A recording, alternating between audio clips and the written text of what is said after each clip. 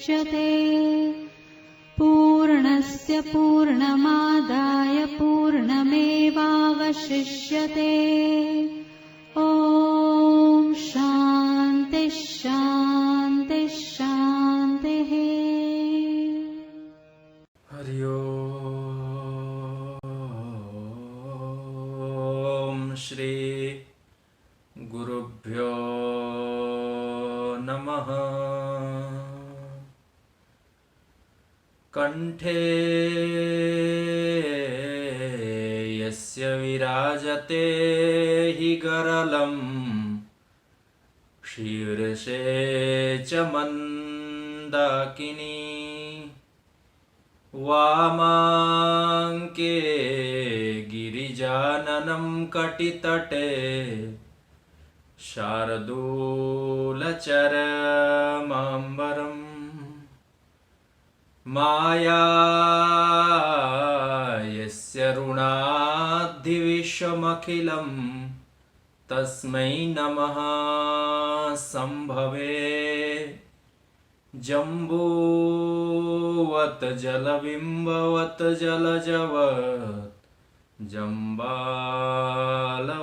जालवत् यद्वक्त्रमानससरः प्रतिलब्धजन्म भाष्यारविन्दमकरन्दरसं पिबन्ति प्रत्यासमुन्मुखविनेतविनेयभृङ्गा तान् भाष्यवित्तकगुरून् प्रणमामि मूर्ध्ना। तान् भाष्यवित्तकगुरून् प्रणमामि मूर्ध्ना। असंख्येय कल्याण गुणगण निलय आनंद कंद चीन मूर्ति सच्चिदानंद परमात्मा की अहेतु की कृपा से पुनः मनुष्य जीवन का श्रेष्ठतम लाभ जिसको सत्संग कहा गया, उसी निमित्त से हम सबको यहाँ पुनः उपस्थित होने का सौभाग्य प्राप्त हुआ है। इस सौभाग्य के प्रति परमात्मा का अनुग्रह और अपने जन्मांतर के सुकृत के अतिरिक्त अन्य कोई कारण और हेतु नहीं है, ऐसा स्मरण करते हुए श्रीमद् भगवद गीता जो साक्षात मुक्ति का एक द्वार है और कहा गया है महिमा में सकृत गीताम्भसि स्नानम संसार मलनाशनम, साधक और मुमुक्षुओं के लिए यह ज्ञान गंगा श्रद्धा भक्ति पूर्वक अवगाहन करने से संपूर्ण कलुष और कलमश प्रक्षालित होकर के मनुष्य मोक्ष का योग्य अधिकारी बन जाता है। ऐसी महिमा से संपन्न श्रीमद् भगवद गीता ग्रंथ है।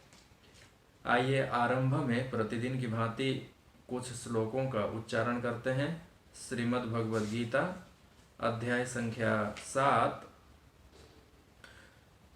श्लोक संख्या 18 और उससे आगे श्री भगवानुवाच के साथ। श्री भगवानुवाच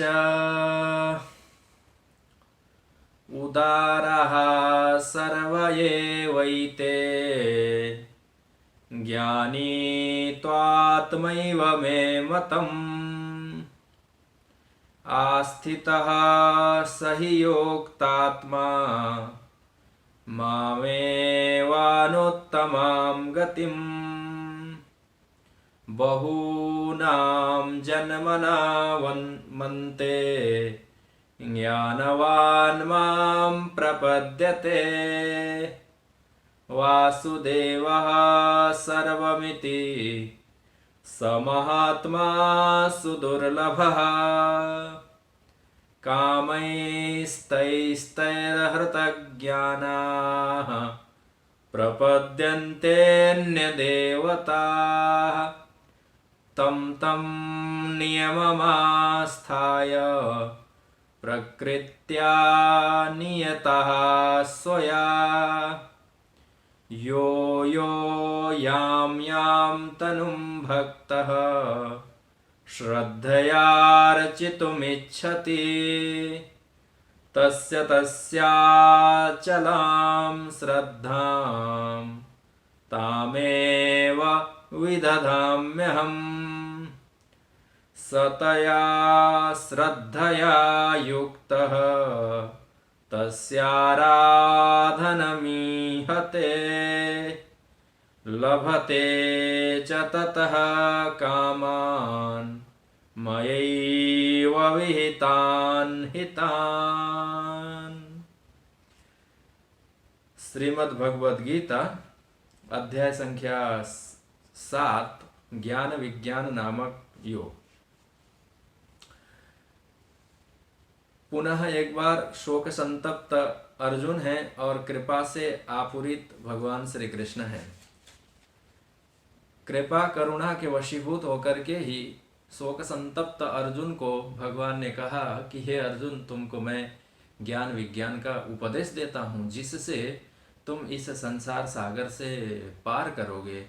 और बहुतों ने इस ज्ञान के आश्रय से इस मायामयी जगत को पार करके मुझ शरण्य जो परमात्मा है उसके आश्रय को ग्रहण करके मुझको ही प्राप्त किया है, ऐसे भक्त और ज्ञानी पुरुष हैं। ऐसा कह करके भगवान सब प्रमाण अर्जुन को ज्ञानोपदेश करते हैं।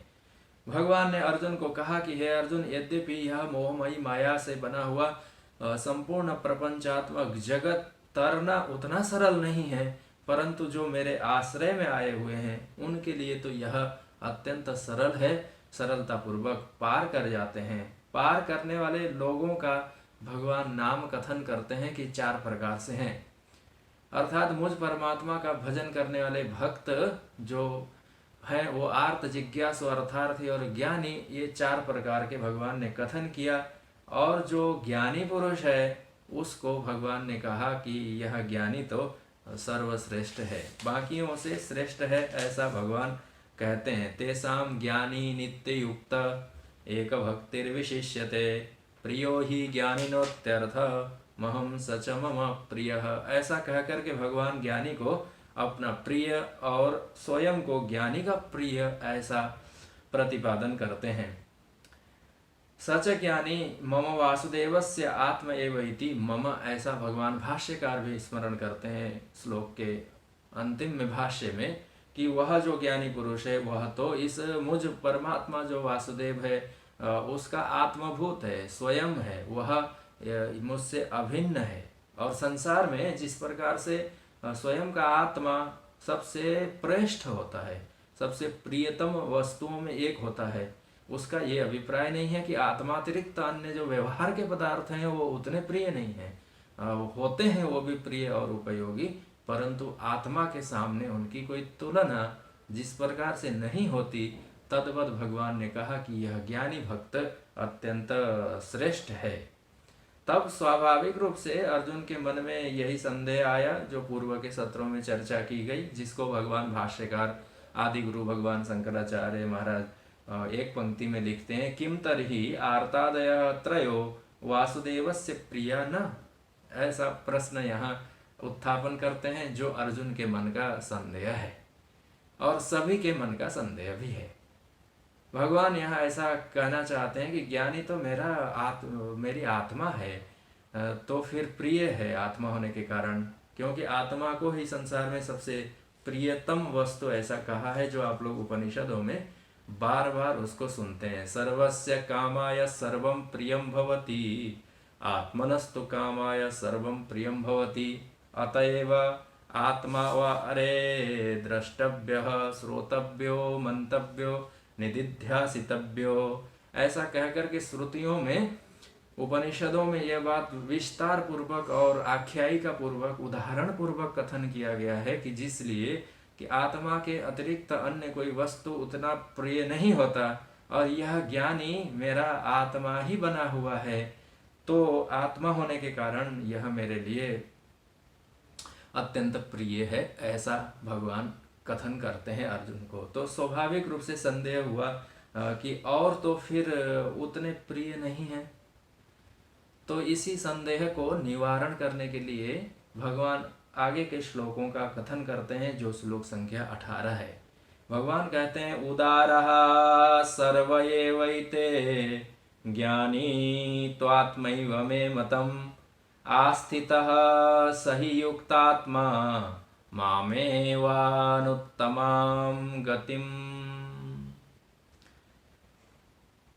आचार्यों ने विलक्षण चर्चा इस श्लोक पर करते हैं आचार्य लोग, और कहते हैं कि व्यवहार में भी ऐसा देखा जाता है कि जो वस्तु आपके चित्त को घेर करके बैठा हुआ है पहले से, अर्थात आपके चिंतन मनन का विषयभूत बना हुआ है, वही वस्तु आपकी इच्छा नहीं होने पर भी पुनः पुनः मन बुद्धि से, जिह्वा से, वाणी से, अन्यत्र से, आकार प्रकार से, संकेत से भी निकल करके वही प्रस्फुटित होता है।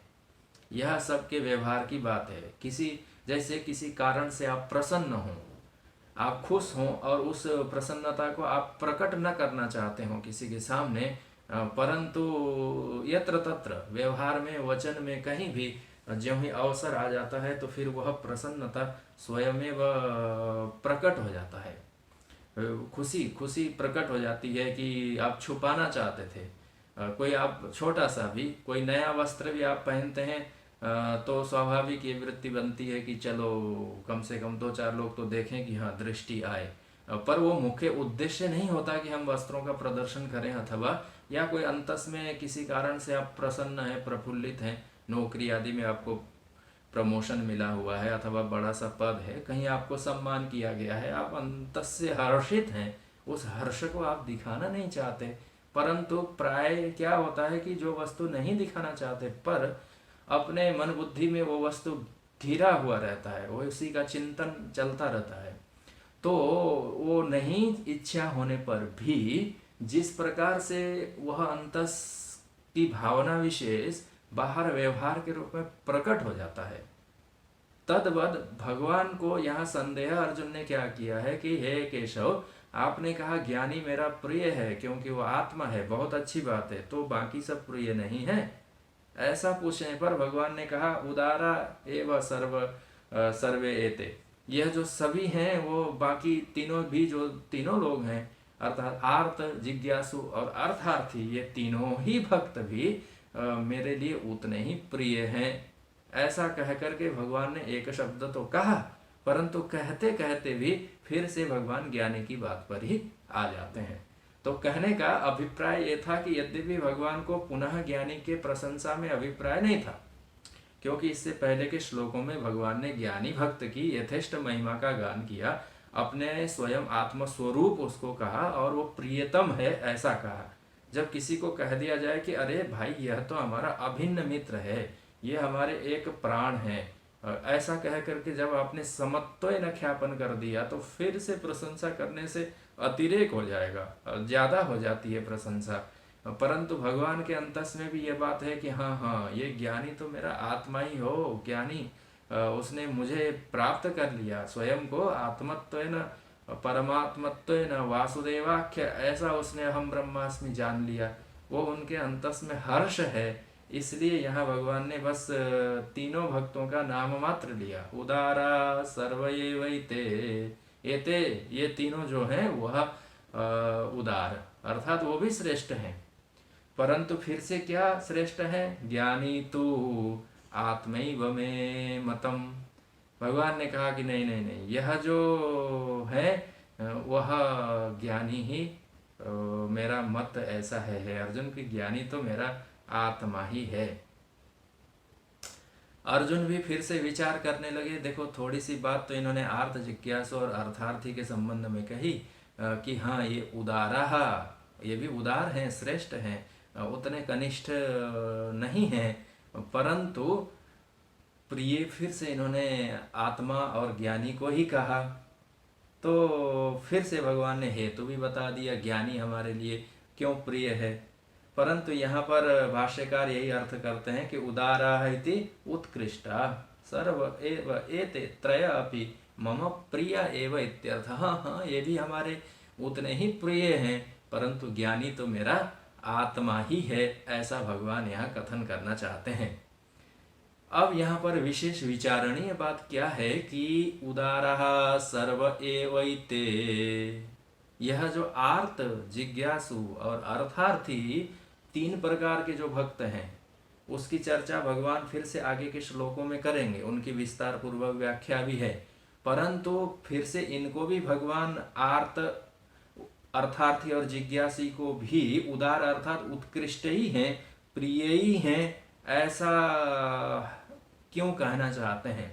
क्योंकि बहुत सारे संदेह करने वाले तो ऐसा भी संदेह करेंगे कि हाँ ज्ञानी भक्तत्व है ना, सब बराबर आप मान लो। ये कहने वाले कह सकते हैं कि ज्ञानी भी भक्त है, भजती, भजन क्रिया के सामर्थ्य से, भजन क्रिया समान होने के कारण, अर्थात कि ज्ञानी भक्त भी परमात्मा का आत्मत्व है ना भजन करता है, अर्थी भी परमात्मा को पुकारता है, जिज्ञासु भी परमात्मा का ही यत्किंचित तरीके से भजन करता है, उसके स्वरूप के संबंध में जिज्ञासा करता है, पूछता है, और आर्त तो भगवान का नाम ले ले करके, सहस्र नाम पढ़ करके अथवा मंत्र आहुति दे करके पुकारता रहता है। तो तीनों ही तो भजन रूपी क्रिया को कर रहे हैं। तो क्रिया की सदृशता के कारण, समक्रिया होने के कारण, भजन रूपी एक ही क्रिया के कारण चारों ही भक्त एक ही प्रकार के और समतुल्य हैं, यदि ऐसा माना जाए तो। ऐसा भी कुछ संदेह करने वाले हैं। परंतु आधुनिकों का संदेह क्या है कि देखो, यही बात भगवान के ऊपर आरोप लगा करके अपने को बचने का प्रयास करते हैं आधुनिक मत में। भगवान ने यहाँ क्या कहा कि ज्ञानी तू आत्म एवं मतम, हे अर्जुन ज्ञानी तो मेरा आत्मा है, बहुत अच्छी बात है। परंतु ये जो ज्ञानी के अतिरिक्त तीन है, आर्त, जिज्ञासु और अर्थार्थी भक्त, ये भक्त भी उदारी हैं, उत्कृष्ट ही हैं, वो कोई बहुत कनिष्ठ नहीं है। ऐसा कह करके भगवान ने संसार के सभी प्राणियों के लिए, सभी कामनावान व्यक्तियों के लिए भी अपने भजन और अंततोगत्वा परमात्मा प्राप्ति और मुक्ति के मार्ग का उन्मोचन किया। सबके लिए मुक्ति का द्वार भगवान ने कपाट खोल दिए कि हाँ, ये तीन भी आर्त, जिज्ञास और अर्थार्थी भी मेरे ही भक्त हैं। इससे बड़ा समर्थन और क्या हो सकता है? एक आर्त भक्त जो अपनी दुख दरिद्रता अभाव को दूर करना चाहता है, एक अर्थार्थी भक्त जो अपनी कामनाओं की पूर्ति चाहता है, एक जिज्ञासु भक्त जो अपने मन बुद्धि की चंचलता अथवा मन की कुतूहलता को समाधान करना चाहता है जिज्ञासा के रूप में। तो इस प्रकार अल्प योग्यता वाले भी, इन सब पुरुषों का भी भगवान ने अपने भक्तों के रूप में गणना करके सबके लिए परमात्मा का पथ आवरित कर दिया। यह एक विशेष विचार की बात है। अन्यथा भगवान कहते कि नहीं, जब तक कि वो ज्ञानी नहीं हो जाता तब तक मेरे शरण में कैसे आ सकता है? परमात्मा के द्वार पर आने के लिए तो इस व्यक्ति को ज्ञानी होना आवश्यक है, इतना शास्त्र पढ़ना आवश्यक है। न अपरोक्ष ज्ञानी होगा तो कम से कम परोक्ष ज्ञानी तो हो, कम से कम अनेक प्रकार के साधन इत्यादियों से संपन्न तो हो, कम से कम उसने, जैसे स्वर्ग का राजा इंद्र बनने के लिए नियम लगाया गया है कि वो 100 अश्वमेध यज्ञ करेगा तब जाकर के स्वर्ग का राजा बन सकता है, एक नियम है। यदि कोई कहे कि नहीं भाई हमारे तो 95 हुए अथवा हमारे 99 हुए, एक बाकी रह गया, इससे मैं स्वर्ग में जाकर के राजा बनूं, तो क्या वहाँ के अधिपति बनने दिया जाएगा उसको? वहाँ नहीं दिया जा सकता, क्योंकि वहाँ की शर्तावलियाँ इसी प्रकार की हैं। वहाँ का नियम यही है कि आप 100 अश्वमेध यज्ञ करें। एक अश्वमेध यज्ञ की अपूर्ति होने पर, 99 अश्वमेध यज्ञ हो चुके हों और एक पूर्त नहीं होने पर, प्रसिद्ध रूप से रामायण में और अन्यत्र भी महाभारत में अथवा रघुवंश की कथाओं में प्रसिद्ध रूप से राजा त्रिशंकु किस प्रकार से लटक गए थे। उन्होंने भी 99 अश्वमेध यज्ञ संपादन किया था, परंतु एक यज्ञ की पूर्णाहुति बाकी थी। तो उतने में ही उनको उद्भट प्रकार की कामना हुई थी कि क्यों न मैं जीते जी स्वर्ग जाऊं, मरने के अनंतर, और 100 अश्वमेध यज्ञ करके क्यों चला जाऊं। उनको ऐसी इच्छा हुई थी। फिर उन्होंने अपने पुरोहितों से पूछा, आचार्यों से पूछा, तो सबने निषेध किया था कि नहीं राजा, यदि आपको स्वर्ग जाने की आकांक्षा है, आप यज्ञ संपादन कर रहे हैं, अपने संकल्पों की आप पूर्ति कीजिए, वैदिक परंपरा के अनुसार यज्ञ का समापन करिए, अवव्रत स्नान करिए, समय आने पर आप चतुर्था आश्रम ग्रहण करिए। जब आपका देहपात होगा, जब आपको स्वर्ग से विमान लेकर के आकर के स्वर्ग लोक ले जाया जाएगा। वहाँ समय आने पर आपको अनुकूल समय और अनुकूल ग्रह नक्षत्र देख करके राजा बनाया जाएगा। अपने पुरोहित वशिष्ठ ऋषि ने उनको मना किया था कि ये त्रिशंकु तुम्हारा जो संकल्प है वो परंपरा के विपरीत है, परंतु उनके 99 यज्ञ तो संपन्न हो चुके थे। एक यज्ञ के अंतिम में उनको ऐसे विचित्र संकल्प के कारण कि मैं जीवित ही स्वर्ग चला जाऊं, अंततोगत्वा दुष्परिणाम ये हुआ था कि वो जंगल में भटकने वाले हो गए थे, अपने राज्य से च्युत हो गए थे, अपनी परंपरा से हीन होकर के मलिन हो गए, चांडाल के वेश में उनको रहना पड़ा। बहुत प्रयास करके उन्होंने कुमार्ग का आश्रय लेकर के अंततोगत्वा आकाश तक तो पहुंच गए थे, परंतु वो स्वर्ग नहीं जा पाए थे। आकाश से वो लौट करके फिर से पृथ्वी पर आकर के फिर से और यज्ञ 100वां यज्ञ संपादन करके फिर सदमार्ग से उत्तरायण से चला जाऊं मैं स्वर्ग, ऐसा उनका सामर्थ्य नहीं था। तब उस समय उनके लिए वो अवकाश और समय भी नहीं था, आकाश में लटक गए थे। और कहते हैं कि अभी तक भी राजा त्रिशंकु आकाश में लटके हैं ऋषि विश्वामित्र के तपबल के कारण। परंतु उन्होंने 99 अश्वमेध यज्ञ पूर्व में ही संपादन कर चुके थे। वो ऐसा नहीं कर पाए कि चलो हमने यज्ञ नहीं किया तो क्या हुआ, 99 यज्ञ हमने संपादन किया है तो उसी के बल से मैं स्वर्ग का सिंहासन राजा न बनूं, कहीं किनारे में मुझे जगह मिल जाए, ऐसे निवेदन वो नहीं दे सकते, ऐसा आवेदन वो वहाँ नहीं रख सकते कि नहीं नहीं नहीं मुझे स्वर्ग के किनारे तक रख दिया जाए।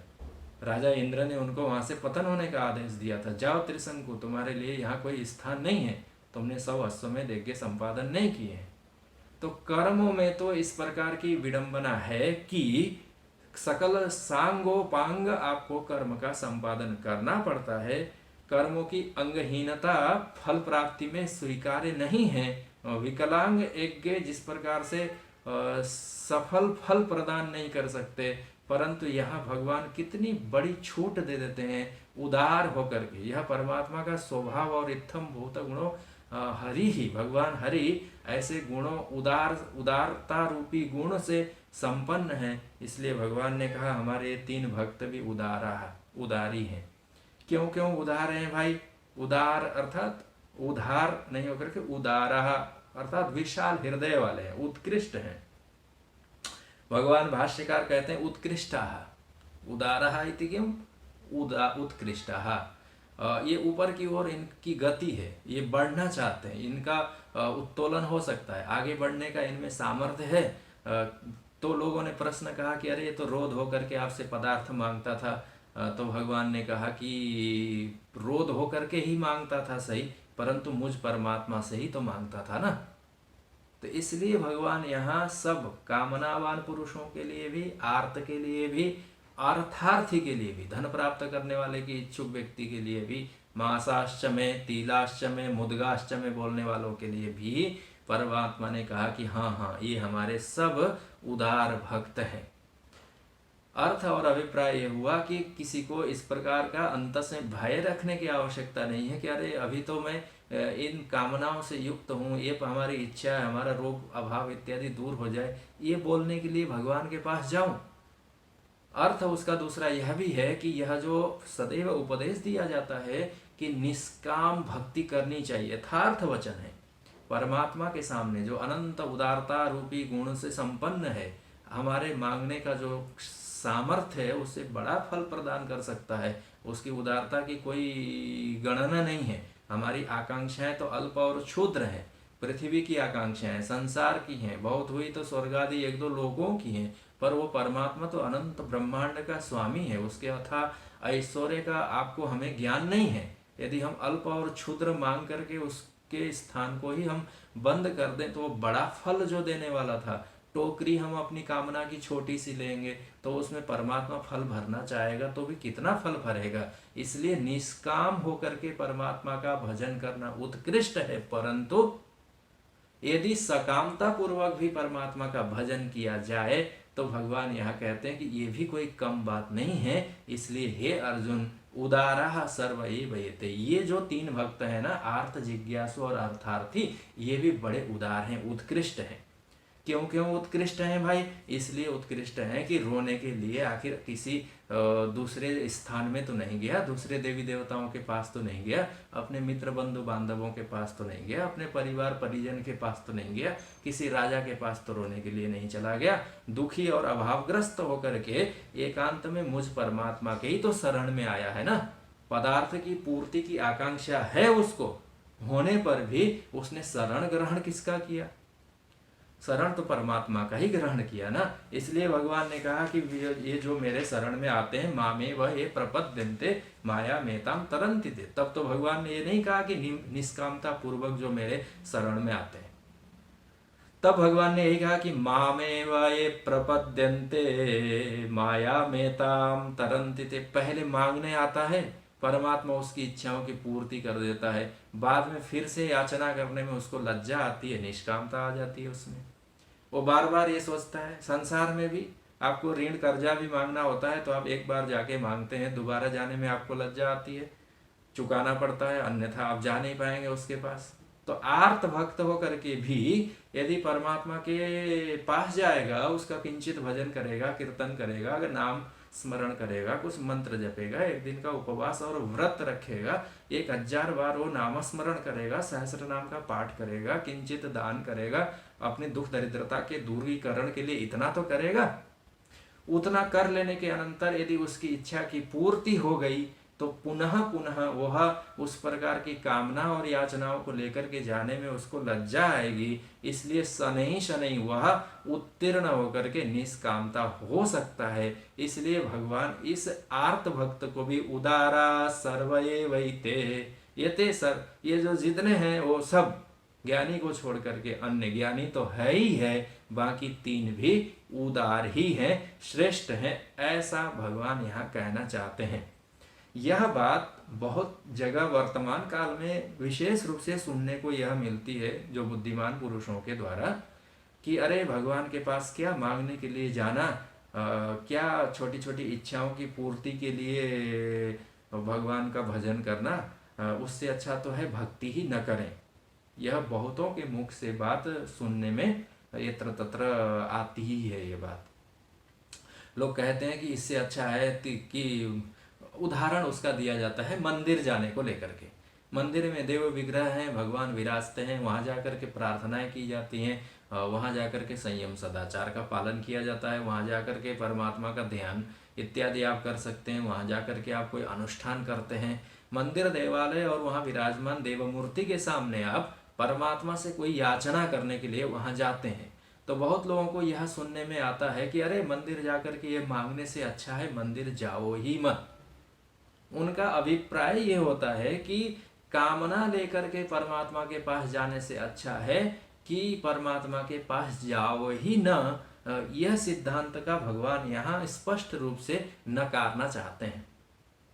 यदि आर्त भक्त ऐसा सोचे, उस उदाहरण को यदि आर्त भक्त ऐसा सोचे कि हो मैं तो दुखी हूं, अब क्या परमात्मा के पास जाकर के अपने दुखड़ा रोना उनके सामने प्रारंभ करूं, ऐसा सोच करके यदि वो अपने दुख की दूरीकरण के लिए ईश्वर का समर्पण में न जाए तो फिर हो सकता है प्रारब्धवशात उसका दुख किंचित काल के अनंतर उपशम हो जाए, हट जाए, ऐसा शक्य है। परंतु परमात्मा के पास तो उसी निमित्त से सही वो जा नहीं पाया ना, शरणागति तो नहीं हुई, उसकी प्रपन्नता उसमें आई नहीं, उसने परमात्मा के संबंध में कोई चिंतन मनन भी नहीं किया। तो यह जो आधुनिक लोगों का मत है कि सकाम भक्ति करने से अच्छा है भक्ति की ही नहीं जाए, पर भगवान यह कहना चाहते हैं कि भक्ति नहीं करने से अच्छा है सकाम ही करो। क्योंकि सकामता पूर्वक भी करते करते वह शनै शनै धीरे धीरे जैसे जैसे उत्तीर्ण होगा, जैसे जैसे परमात्मा के गुण रूप का ज्ञान उसको होगा, जैसे जैसे उसको शनै शनै परमात्मा के यथार्थता का बोध होगा, उसके अनुग्रह विग्रह मूर्ति का वो ज्ञान करेगा, शनै शनै उसके अंतस में श्रद्धा इत्यादि उत्पन्न होगी, शनै शनै औरों लोगों को देखेगा, उन सबको देख करके उसके चित्त में भी परमात्मा के महिमा के संबंध में, उनके ऐश्वर्य के संबंध में अनेक प्रकार के ज्ञान संग्रहित होते होते इसकी सारी कामनाएं छूट जाएंगी। आरंभ में तो सभी लोग कामना से युक्त होकर के ही जाते हैं, ध्रुव जैसे जो भगवान के श्रेष्ठतम भक्त कहे गए हैं, वह भी आरंभ में पिता के गोद में बैठ पाऊं इसलिए भगवान का भजन करने गए थे। ग्लानि से युक्त होगा, ध्रुव सगलानि जपऊ हरि नामु। ग्लानि से युक्त होकर के, दुखी होकर के, आर्त होकर के, माँ के द्वारा प्रताड़ित होने पर, घर से निकाल दिए जाने पर और ये कहे जाने पर कि जाओ भगवान की तपस्या करके उनको प्रसन्न करके उनसे आशीर्वाद और वरदान लेकर के मेरे कोख से जब जन्म लोगे तब इस राजा के गोदी में तुम बैठ पाओगे, ऐसे वचन कठोर सुन करके हाँ मैं अब तपस्या करके उनके गोद से जन्म ग्रहण करके राजकुमार बन के तब राजा की गोदी में बैठूंगा, ऐसा सोच करके तपस्या करने चले गए। बाकी की कथा सभी लोगों को स्पष्ट रूप से है कि परिणति क्या हुई। थे तो वो आर्त भक्त, आरंभ में अत्यंत आर्त थे, उनको प्रताड़ित करके दुखी होकर के गए तो देवऋषि नारद के द्वारा, देवऋषि नारद जी के द्वारा प्रबोधित होकर के मंत्र प्रदान करके भगवान का आश्रय दिखा करके नारदो देवदर्शन, ऐसा आचार्य लोग कहते हैं कि देवऋषि नारद मध्य मार्ग में मिल गए और कहा अरे बालक कहाँ जा रहे हो दुखी होकर के। तब उन्होंने प्रस्थान बताया, उन्होंने कहा ये मार्ग है, ये वन है, ये विधि है, ये ईश्वर है, ये उसका मंत्र है, इस मंत्र से उस परमात्मा को साधा जाता है, ये प्रणव है, ये धनुष है, सारी विद्या उन्होंने बतला दी। चले थे अपने दुखों की दूरीकरण के लिए, अपने इच्छा की पूर्ति के लिए, परंतु भगवान की कृपा है, उनकी प्रसन्नता है, उनकी औदार्य है, वो प्रकट होकर के ध्रुव को ऐसे पद में प्रतिष्ठित कराए। आज भी आप और हमको ध्रुव का दर्शन करना होता है तो मस्तक को ऊंचा करके आकाश की ओर देखना पड़ता है। तो इतने बड़े पद पर किसको भगवान ने पहुंचाया? भगवान ने कहा कि उदारहा सर्व ये वैते, ये जो तीनों भक्त हैं ना, ये भी बड़े उदार हैं। आरंभ में भले ही कामनाओं से युक्त होकर के आते हैं मेरे पास, परंतु आते तो मेरे ही पास है ना, क्योंकि धन के लिए आता है कोई, तो कोई मान के लिए आता है, तो कोई पद के लिए आता है, कोई दुख रोग जरा इत्यादि के दूरीकरण के लिए आता है, किसी भी प्रकार से आता है, आता तो मेरे ही पास है। ऐसा कह करके भगवान इन तीनों भक्तों को भी उदारा सर्वये वैते, अत्यंत उदार हैं, ऐसा भगवान यहाँ कहना चाहते हैं।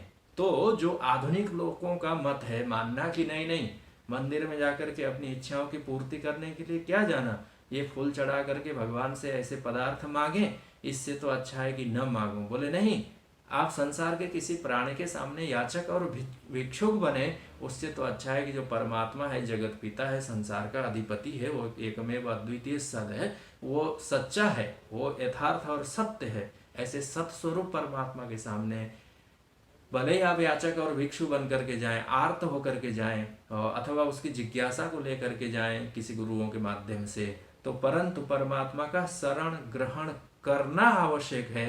किस हेतु से जाते हैं यह उतना मुख्य नहीं है। इस बात को भगवान छोटे से शब्दों में कहते हैं कि यह सब भक्त उदार ही हैं। कश्चिद मद भक्तो मम वासुदेवस्य अप्रियो भवति न। भगवान भाष्यकार तो कहते हैं कि अच्छा भला बताओ कि यह जो भगवान का भक्त होगा, आर्त है तो क्या हुआ, भगवान का भक्त है और भगवान को प्रिय न हो, ऐसा हो सकता है? किसी मार्ग में चलते हुए अपरिचित व्यक्ति ने आपका एक बार नाम पुकारा कि अरे अमुक व्यक्ति, भले ही झूठा ही सही, भले ही दूसरे व्यक्ति को पुकार रहा था और संयोग से नाम आपका ही मिल गया। जैसे कि आपका नाम देवदत्त था और बाजू में कोई देवदत्त जा रहा था, दूसरा देवदत्त था, उसका कोई तीसरा मित्र था, उसने अपने मित्र को संबोधन करके बुलाया, अरे देवदत्त। तो ये शब्द आपके कान में पड़ते ही जिस प्रकार से आप तुरंत सजग हो जाते हैं, देखने लगते हैं कि अरे कौन है इस मध्य बाजार में मुझे पुकारने वाला, एक तो परिचित मेरा मिला, कैसी आपको प्रसन्नता और आपको हमें सबको किस प्रकार से प्रसन्नता और खुशी होती है। तद्वत भगवान भी विचार करते हैं कि भले दुखी होकर के यह पृथ्वी के किसी कोने में, किसी तीर्थ धाम में रह करके कोने में आर्त भाव से भी यदि पुकार रहा है मेरा नाम लेकर के, तो वो भला व्यक्ति मेरा अप्रिय हो सकता है? भगवान भाष्यकार कहते हैं कि अरे नहीं, कश्चिद मद भक्तो मम अप्रियो भवति वा, हो सकता है ऐसा कि कोई मेरा नाम लेने वाला हो और मुझे प्रिय नहीं हो। हाँ, प्रिय परिचित होने के बाद, नाम पुकारने के बाद भले ही वो याचना कर ले, भले ही किंचित याचना कर ले, भले ही मांग ले कुछ, भले ही वो पदार्थ का आकांक्षी हो, तब भी मेरा अप्रिय नहीं होता। यह तो चारों ही मेरे प्रिय हैं, ऐसा भगवान कहना चाहते हैं। भगवान तो हो सकता है अर्जुन को यह भी स्मरण दिलाना चाहते होंगे कि अरे अर्जुन, जरा तुम प्रसिद्ध है। आप लोगों ने तो छोटा सा उदाहरण है अर्जुन और दुर्योधन का। इस उदाहरण को तो मुझे ऐसा प्रतीत होता है कि नहीं सुनने वाला संसार में कोई व्यक्ति ही नहीं होगा। प्रसिद्ध उदाहरण है, भगवान द्वारकाधीश बने हुए हैं, अपने महल में शयन कर रहे हैं, विश्राम कर रहे हैं, और दोनों भाई गए थे। महाभारत के युद्ध होने की तैयारी थी, भगवान के शांति संदेश को नकारा जा चुका था, और भगवान ने भी मन में संकल्प कर लिया था कि अब दुष्टों का दलन करने का समय आ गया है, तो पक्ष और विपक्ष बना करके, शत्रु और मित्र बना करके जय पराजय का निश्चय किया जाए। ऐसा भगवान संकल्प कर चुके थे, और हस्तिनापुर से लौट करके द्वारका में विश्राम कर रहे थे। तब स्वाभाविक रूप से अर्जुन भी भगवान से मिलने गए थे, और दुर्योधन भी भगवान से कुछ याचना करने गए थे। कौरवों के पक्ष के अधिपति थे दुर्योधन, युवराज थे, तो स्वाभाविक व्यवस्था का भार उनके ऊपर था। तो सैनिकों का संग्रह करना, आयुधों का देखना, उनका जमा करना, अस्त्र शस्त्र संग्रह, निमंत्रण, युद्ध की तैयारी, सब उनके ऊपर थी। तो युद्ध में सबसे पहले आवश्यक अंगों के रूप में जो जरूरत पड़ने वाली चीज़ है वो सैनिकों की है। तो सैनिकों का संधान करते करते करते करते दुर्योधन ने विचार किया कि किसके पास सबसे बड़ी सेना है। तो भगवान द्वारकाधीश श्री कृष्ण के पास है, तो क्यों न उनसे ही याचना की जाए। ऐसा शकुनी से परामर्श करके दुर्योधन गए थे द्वारका, और दोपहर के समय में भगवान विश्राम कर रहे थे, तो जाकर के भगवान के मस्तक के तरफ जो सिंहासन लगा हुआ था वहाँ पर बैठ गए युवराज दुर्योधन। कहते हैं कि वह सिंहासन भी किसका, तो कहे दुर्योधन के गुरु बलराम जी का। तो वहाँ बैठे हुए थे, तो थोड़ी देर में कहते हैं कि अर्जुन भी पहुँच गए। और दुर्योधन तो बैठे ही हुए थे कि कब जगें, और तो जगाएं, क्या करें। वो ऊहापोह में थे, चिंतित थे, याचना करने गए हुए थे। तो जब तक वहाँ का स्वामी प्रश्न न पूछे तो अपने तरफ से क्या बोला जा सकता है, बैठे रहे। और जब तक देखा गया कि अर्जुन भी पहुँचे, उन्होंने देखा हाँ द्वारकाधीश विश्राम कर रहे हैं, प्रसिद्ध कथा है। तो भगवान के जो सैया है उस सैया के किनारे में चरणों के तरफ जाकर के कहते हैं अर्जुन बैठ गए। ज्यों ही अर्जुन बैठे तो भगवान झटपट विश्राम की मुद्रा से खड़े हो गए, खड़े होकर के बैठ गए। अब बैठ गए तो स्वाभाविक रूप से जिस तरफ मस्तक होगा उस तरफ की वस्तु तो दिखेगी नहीं, तो वह तो जिस तरफ चरण होंगे उधर उठकर बैठने पर उधर ही दिखेगा। उन्होंने कहा अरे पार्थ, तुम कब आए, आकर के तुमने हमें सूचना नहीं दी और कोई संदेश भी नहीं भेजा, क्या समाचार है। तुम्हारे परिवार, माता कुंती, भ्राता, सबके समाचार भगवान पूछने लगे। तब तक इधर से युवराज दुर्योधन बोले कि अरे वासुदेव, मैं यहाँ पहले से आकर के अर्जुन से पूर्व में ही बैठा हुआ हूँ, और आप मुझे समाचार नहीं पूछते और अर्जुन को समाचार आप पूछने लगे। एक तो अर्जुन कनिष्ठ है, और दूसरा ये देरी से आया है, और मैं पहले से आया हुआ हूँ, अभ्यागत हूँ, अतिथि हूँ, आप मुझे सम्मान नहीं देते। तो भगवान ने भी कहा कि अरे सुयोधन, तुम कब आकर के बैठे, मुझे पता नहीं चला, तुमने भी तो कोई सूचना संदेश नहीं भेजे। तो आदि आदि बात करके विस्तार पूर्वक चर्चाएं हुई, और दोनों भाइयों ने अपने प्रस्ताव रखे, क्या क्या वस्तु की आकांक्षा है, कैसे कैसे युद्ध की तैयारी की जाएगी। तो भगवान ने विभाग कर दिया, दैवी हेसा गुणमयी मम माया दुरत्यया। भगवान ने कहा कि ये जो मेरी नारायणी सेना है जो दुरत्यय है, इसको कभी आज तक किसी ने पराजित नहीं किया, ये अपराजय सेना है, अपराजय सेना है, जिसको पराजित करने वाला संसार में कोई नहीं, मेरे ही वश में और अधीन में रहने वाली सेना है। यदि इनको पराजित कर सकता हूँ तो मैं पराजित कर सकता हूँ, अथवा इनको पराजित कर सकता है तो जो मेरे शरण में आता है वो पराजित कर सकता है। यह सेना एक तरफ होगी और मैं अकेला दूसरे तरफ होऊंगा। एको हम बहुश्याम प्रजाए, उसको तो संकल्प मात्र से बहु होने की इच्छा निरंतर है, और बहु भवन भी होता रहता है, विभूतियाँ हैं उसकी, भगवान ने दोनों का विभाग कर दिया, एक तरफ स्वयं हो गए, एक तरफ सेना हो गई, और कहा कि इसमें से तुम लोग अपना अपना छांट लो, चॉइस कर लो किसको कौन सा पसंद है।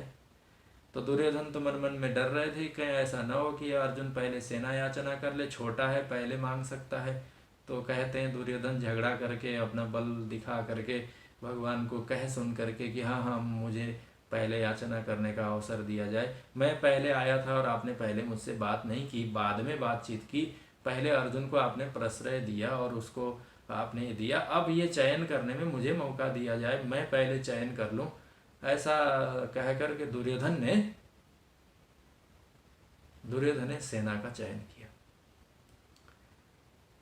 भगवान की नारायणी सेना, अपराजेय सेना, मायावी सेना, वैष्णवी शक्ति, उससे बनी हुई सेना को युवराज दुर्योधन ने चयन किया और मन में बड़ा प्रसन्न हो गया कि ये ऐसी सेना की टुकड़ी है, समूह है, इसको तो कोई पराजित कर ही नहीं सकता, अब तो मैं महाभारत के युद्ध जीत ही गया, ऐसा सोच करके प्रसन्न होकर के युवराज दुर्योधन वहाँ से सेना के साथ हस्तिनापुर लौट करके चले आए और अर्जुन के पक्ष में भगवान रह गए। और यहीं पर आश्चर्य की बात यह है कि जो भगवान के शरण में आता है वह भगवान की सेना को अर्थात मायावी सेना को पार कर देता है। यो मामे ये प्रपद्यन्ते, माया में तो मायावी सेना है, भगवान की शक्ति है, सामर्थ्य है, उनकी विभूतियां वहाँ प्रकट हैं। परंतु यह जो अर्जुन है वो नर है। यदि नर नारायण का आश्रय ग्रहण करे तो वह, और नारायण उसके पक्ष में हो तो नारायणी सेना क्या संपूर्ण भूमंडल को वो जीत ले, जिसके पक्ष में यत्र योगेश्वरः कृष्णो यत्र पार्थो धनुर्धर तत्र श्री विजय भूति ध्रुवा नीतिर्मति मम। श्रीमद् भगवद गीता के तो अंतिम में यही बात आई हुई है, जहाँ नर है, जहाँ नारायण है, जहाँ ये दोनों हों वहीं श्री है, वहीं कीर्ति है, वहीं भूति है, वहीं विजय है, वहीं यश है, सकल पदार्थ उनके चरणों में, उनकी सारी सेना जो मायावी है उसको भी नर नारायण मिलकर के देखते देखते पराजित कर दिए। भगवान कुल यहाँ कहना क्या चाहते हैं भगवान कि भगवान ने अर्जुन को चुपके से कहा कि अर्जुन जरा विचार करो, यह जो दुर्योधन था वो क्या मेरा भक्त था? उसने कोई भजन यजन पूजन किया था? वो क्या कोई श्रद्धा से मेरे पास आया हुआ था? वह तो अपनी इच्छा की पूर्ति के लिए कि इस वासुदेव को किसी प्रकार मैं छल करके उसकी सेना छीन लूं, किसी प्रकार झांसे में उसको लेकर के मैं उसकी सेना, उसकी शक्ति, उनके आयुध, उनके अस्त्र शस्त्र सारे संग्रह कर लूं तो ये महाभारत के युद्ध में जीत जाऊंगा, ऐसा सोच करके अपने छल बल बुद्धि के माध्यम से मुझे प्रताड़ित करने आया था, धोखे में रखने आया था। परंतु आया तो था ना मेरे पास में, तो क्या मैंने दुर्योधन को बिल्कुल खाली हाथ लौटाया?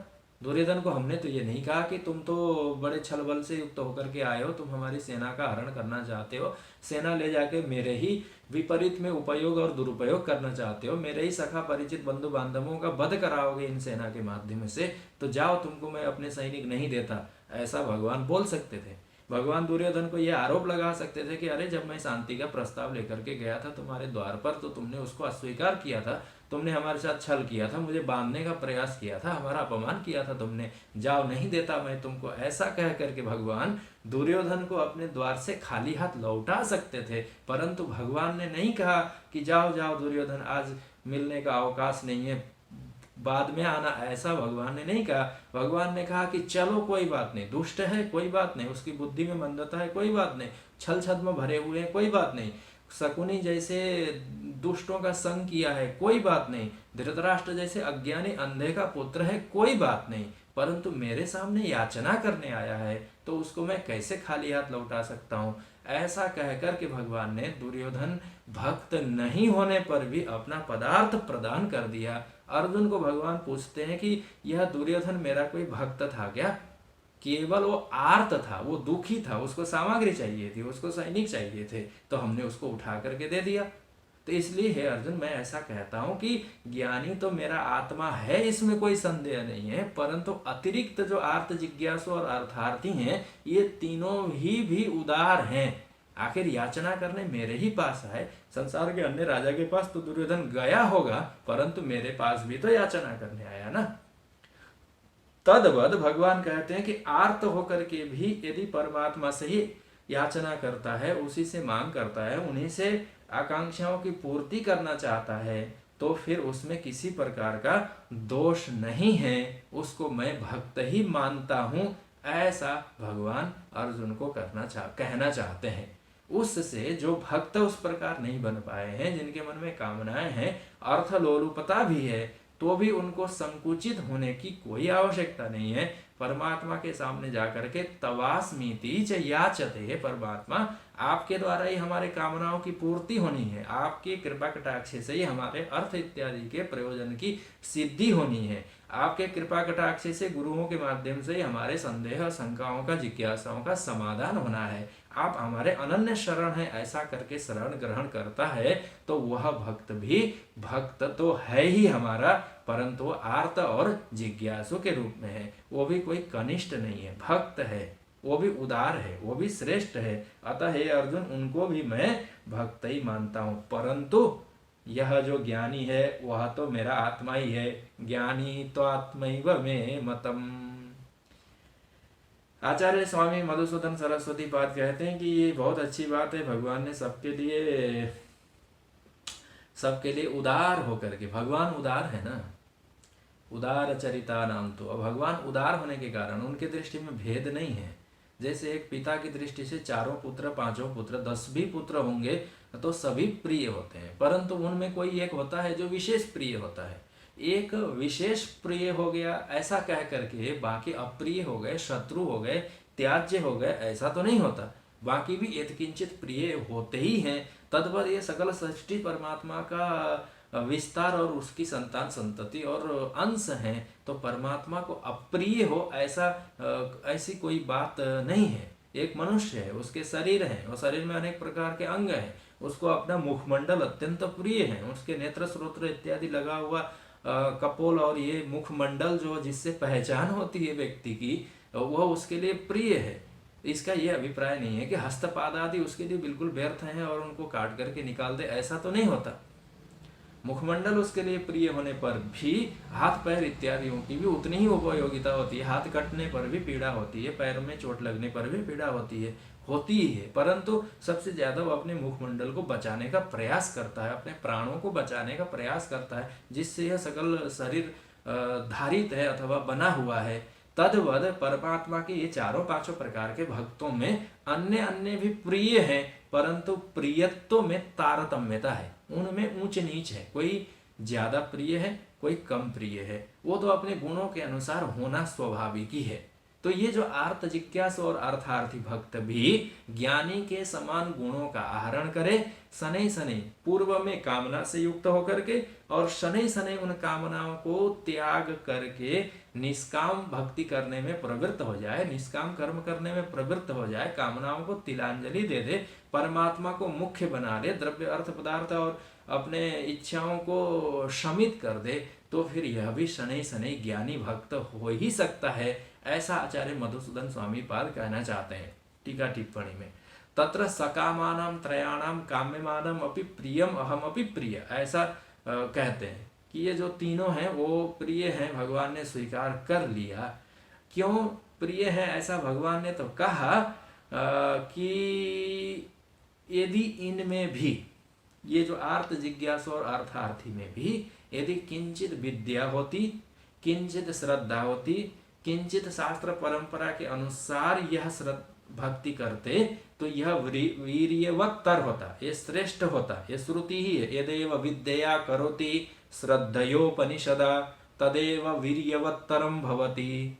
यदि उसी में श्रद्धा भक्ति जुड़ी हुई होती और परमात्मा का भजन करता तो ये श्रेष्ठ भक्ति कहलाती, परंतु श्रद्धा भक्ति उतनी जुड़ी हुई नहीं है। कामना भी पूर्त होंगे ही अथवा नहीं होंगे ऐसा भी कोई इसमें निश्चयता नहीं है, क्योंकि मन में संदेह है। इसलिए भगवान ने कहा कि हाँ प्रिय हैं, परंतु उतने ज्ञानी के समान प्रिय नहीं है। तो अर्जुन ने कहा कि कामना की पूर्ति वाले को फिर आप प्रिय है ही ऐसा क्यों कहते हैं? तो भगवान कहते हैं कि यदि मैं इनको प्रिय नहीं मानूं, इनको भक्त नहीं मानूं, तो कृतज्ञ हो जाऊंगा ना, क्योंकि उसने मेरा नाम लेकर के याचना की और उस याचना को हमने पूर्त किया ही नहीं। तो फिर तो उसने तो कुछ तो भजन किया और हमने उसकी इच्छाओं की पूर्ति नहीं की, तो मैं तो कृतघ्न ऐसा कहलाऊंगा। इसलिए मैं कृतघ्न नहीं होना चाहता, मैं तो उसकी कृतज्ञता किंचित भी किए हुए को मैं स्मरण करना चाहता हूँ, उसकी स्वीकृति प्रदान करना चाहता हूँ। इसलिए उन भक्तों को भी मैं उदार है ऐसा मानता हूँ, वो भी श्रेष्ठ ही है। परंतु, फिर से परंतु, ज्ञानी त्वात्मैव मे मतम, ज्ञानी तो मेरा आत्मा ही है। आचार्यों ने कहा कि ये ज्ञानी और अज्ञानी भक्तों में बस इतना ही भेद है कि ज्ञानी परमात्मा को बदलता नहीं है और अज्ञानी जिज्ञासु अर्थार्थी और आर्त भक्त अपने ईश्वर और इष्ट को कभी कभी बदल लेते हैं। उसका कहने का अभिप्राय है कि यदि ज्ञानी भक्त को कहा जाए कि जिसने आत्म तत्व, आगे जाकर के कहेंगे भगवान वासुदेव सर्वमिति स महात्मा सुदुर्लभ, ये जो मुझको ही अकेला एकमात्र अद्वितीय मानने वाला जो आत्मा परमात्मा वाला भक्त है, ये इसको आप फुसला नहीं सकते।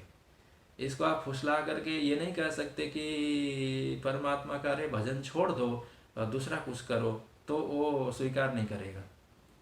परंतु जो आर्त भक्त और अर्थार्थी भक्त है उसको आप फुसला सकते हैं, उसके मन को बदल सकते हैं, आप उसको परिवर्तन कर सकते हैं, उसको एक परमात्मा के एक नाम रूप से हटा करके दूसरे नाम रूप में ले जा सकते हैं। इसलिए भगवान ने थोड़ा सा उनसे दूरी बना करके रखते हैं कि हाँ प्रिय तो हैं, परंतु ज्ञानी के समान ये प्रिय मुझे नहीं है, ऐसा भगवान कहना चाहते हैं। जैसे उदाहरण के लिए यदि आपको हमें सबको कहा जाए कि तुम मनुष्य नहीं हो, तो आप झट से कहेंगे कि ऐसा तो हो ही नहीं सकता कि मैं मनुष्य नहीं हूं, क्योंकि मैं मनुष्य हूं, ये मैं यथार्थ रूप से जानता हूं। देहात्म ज्ञानवत ज्ञानम यदात्मानि भवेत् तदा।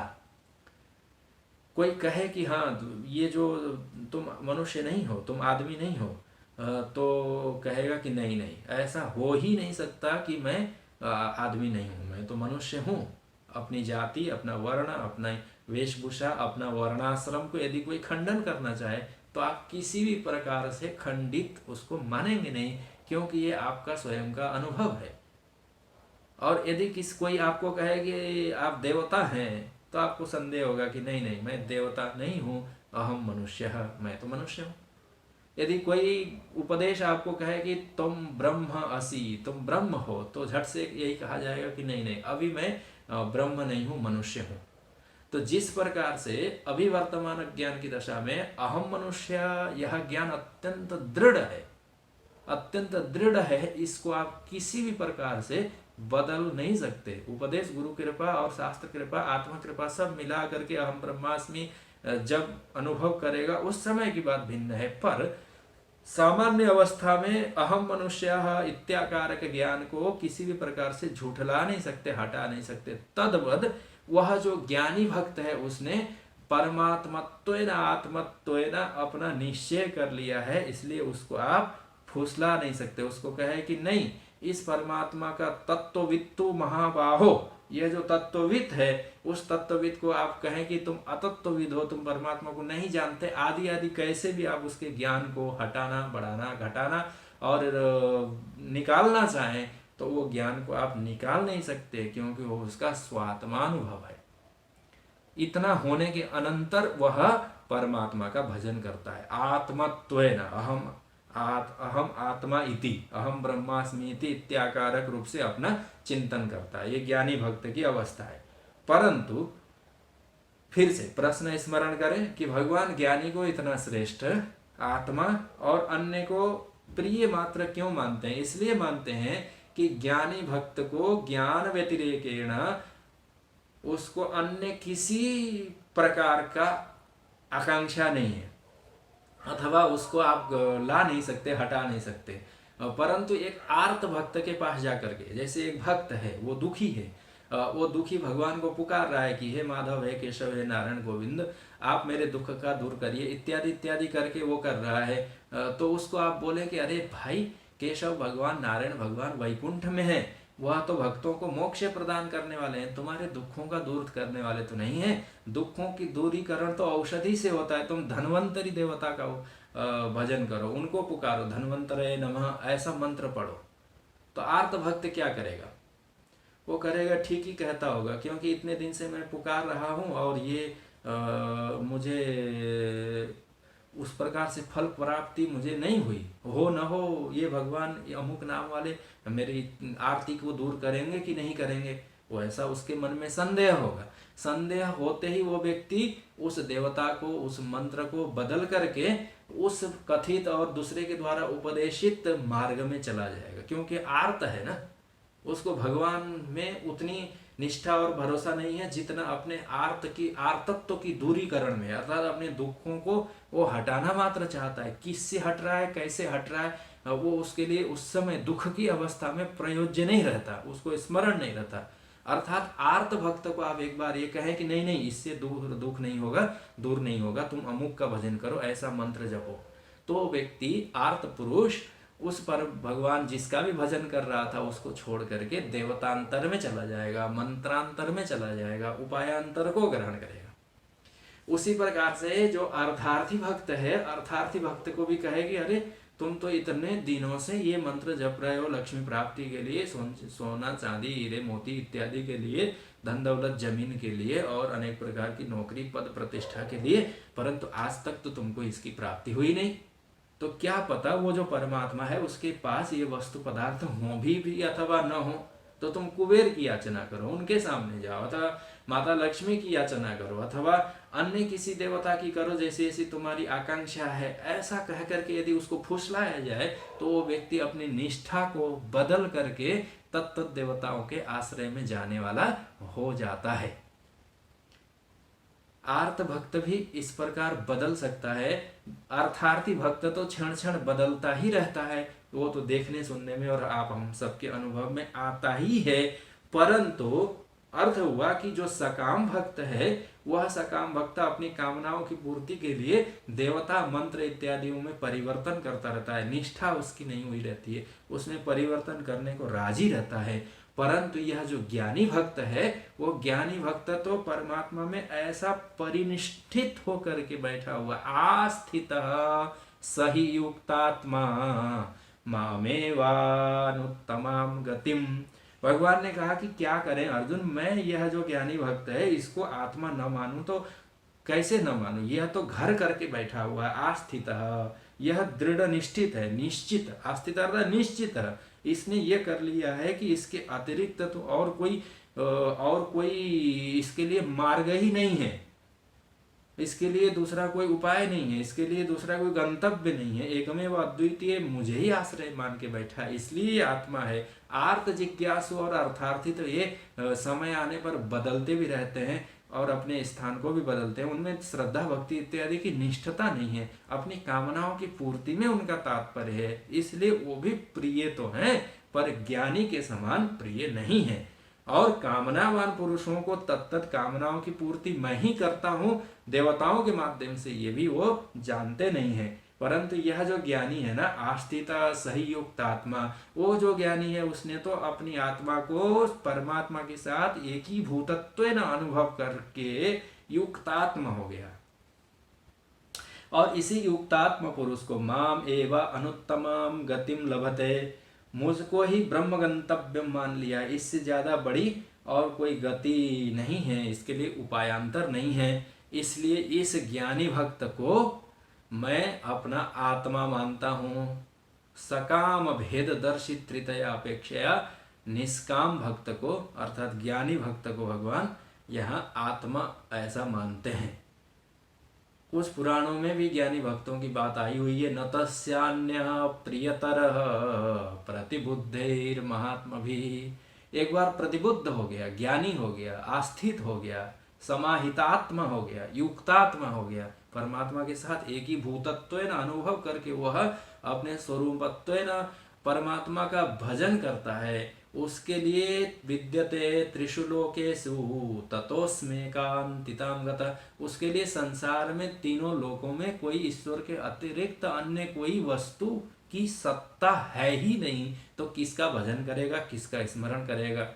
आत्मैवा भूत, वो आत्मा ही हो गया है, सर्व रूपेण परमात्मा को वह देखता है। उसके लिए अन्य गति नहीं है। एकांतिताम गति, वही परमात्मा जो एक है, अद्वितीय है, वही उसके लिए गति है। नारदै तद्धिते सत्यम वचनम समुदाहृतम नास्य भक्तै प्रियतरो लोके कश्चन विद्यते। भगवान ने कहा है, कहीं भगवान और देवऋषि नारद के संवाद है कि हे देवऋषि नारद, मैं करूं तो क्या करूं, क्योंकि उस ये जो ज्ञानी भक्त है उसके लिए तो दूसरा कोई प्रियतर है ही नहीं, मैं ही एकमात्र उसके लिए प्रिय हूं, और इसलिए आत्मा होने के कारण वह भी मेरा प्रिय है। उसी को तो यहाँ स महात्मा सुदुर्लभा ऐसा कह करके भगवान कहेंगे कि वही महात्मा बनेगा। और यह जो ज्ञानी के अतिरिक्त जो त्रय हैं वो सकाम हैं, और यह जो ज्ञानी भक्त है वो निष्कामता की चरम को प्राप्त कर लिया है। इसलिए यह जो तीनों भक्त हैं ये भी उदार हैं, पर ज्ञानी मेरा आत्मा ही है। दूसरा हेतु भगवान, और दूसरा भी एक छोटा सा कारण भगवान बताना चाहते हैं कि ये जो आर्त जिज्ञासु और अर्थार्थी भक्त को भगवान ने उदार, श्रेष्ठ और प्रिय ये भी है, ऐसा क्यों कहा? इसलिए कहा कि कम से कम नास्तिक तो नहीं है, वेद निंदक तो नहीं है, वेद विदूषक तो नहीं है, अत्यंत कर्मिष्ठ, कर्म और उसके फल में ही निरंतर लगे रहने वाले तो नहीं है। रोग होने के अनंतर इस आहुति से ठीक कर लूंगा, दवाई खा करके मैं ठीक कर लूंगा, ऐसा कह करके औषधि पर ही तो भरोसा नहीं करते, वो परमात्मा का राम राम नाम लेकर के औषधि पान करते हैं। भगवान ने कहा कि कम से कम वेद निंदक और नास्तिक नहीं है, आर्त भी है तो भगवान का नाम लेकर के ही तो अपने दुखों का दूर करना चाहता है। अर्थार्थी है तो कहीं चोरी करने, छल करने और लूटने तो नहीं जा रहा है, मेरे पास ही तो शरणागत होकर के आया है। इसलिए अत्यंत नास्तिक होना, वेद निंदक होना, वेद विदूषक होना और अत्यंत भक्तिहीन होने से अच्छा है सकाम हो, आर्त हो, जिज्ञासु हो, अर्थार्थी भी हो, अपनी कामनाओं की पूर्ति के लिए ही सही जाए, परमात्मा के शरण में चला जाता है तो जाने मात्र से ही, जैसे गंगा की सन्निधि मात्र से सकल पाप धुल करके पवित्र हो जाता है व्यक्ति, तद्वत परमात्मा के सम्मुखीन होने मात्र से ही तो ये संपूर्ण जगत की सारी आकांक्षाएं सने सने उसके अंतःकरण से तिरोहित होकर के निर्मल और निष्काम ज्यों ही बनेगा, परमात्मा के द्वारा अनुग्रहित होकर के ज्ञान से संपन्न होकर के अंततोगत्वा वह भी इस चरम अर्थात ज्ञानी भक्तों के समान मुक्त हो सकता है। यह भी बात यहाँ भगवान अर्जुन को समझाना चाहते हैं। इसलिए भगवान ने कहा उदारः सर्व एवैते ज्ञानी त्वात्मैव मे मतम् आस्थितः सहि युक्तात्मा मामेवानुत्तमां गतिम्। परंतु ऐसी ज्ञानी की जैसी अवस्था एक जन्म में नहीं हो सकता, झटपट नहीं हो सकता, इच्छा करने मात्र से नहीं हो सकता। ऐसे ऐसे कथन भी भगवान यहाँ करना चाहते हैं, जिसकी चर्चा अब हम लोग फिर से आगे के सत्रों में यथा योग्य समय के अनुसार करेंगे। आज के सत्र को हम लोग यहाँ विश्राम देते हैं। हरि ओम। पूर्णमदः पूर्णमिदं पूर्णात् पूर्णमुदच्यते पूर्णस्य पूर्णमादाय पूर्णमेवावशिष्यते। ओम शांति शांति शांति। हरि ओम। श्री गुरुभ्यो नमः। हरि ओम। बोलिए सच्चिदानंद भगवान की, सद्गुरुदेव महाराज की, काशी विश्वनाथ महादेव की, गंगा मैया की। ओम नमः पार्वती पतये। हर हर महादेव। ॐ शान्ति शान्ति।